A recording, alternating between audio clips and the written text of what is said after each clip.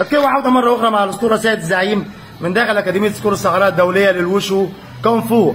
طبعا يا جماعة المسابقات ما بتختصرش إن ولد يسابق ولد أو بنت تسابق بنت، لا احنا عندنا النهارده اللاعبة آلاء مسعد بتسابق اللاعب محمد حلمي على عدد 50 ضغطة وعلى مبلغ مالي كده، حاجة إيه بسيطة، حاجة رمزية.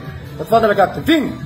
1 2 3 4 وشك فوق 5 6 7 8 9 10 أجين 1 2 3 4 5 6 7 8 9 هنزل بصدري 10 1 2 هنزل بكتفي 3 4 5 6 7 8 9 10 أجين 1 هنزل الآخر 2 3 10 ألاقي 4 هنزل بكتفي شوية يا محمد 5 6 7 8 اللي مش هيطلع العدة خسر 9 10 لسه آخر 10 1 انزل الاخر بقى عشان تاخد المكسب.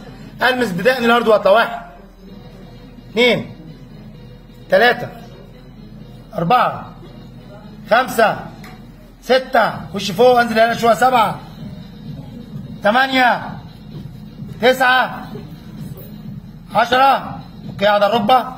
اسمع السقفه جامده زي ما اتفقنا. لاعب محمد حلمي سنه رابعه، لعبها آلاء سنه 6. وبصراحه يا جماعه الاثنين فايزين، الاثنين عدوا ال 50 عده، لان الاثنين من المستويات الجامده عندنا في الاكاديميه. ونقوم نقف وننزل نحط احنا الاثنين بسرعه. اسمع سقفه جامده ليهم برضه، يلا يا جماعه بسرعه. سقفه جامده قوي ليهم. اوكي فوق ايدي جنبي. هاي الكابتن ضموا جنب بعض. سيدار سيدار. والى اللقاء في فيديوهات اخرى مع الاسطوره سيد الزعيم.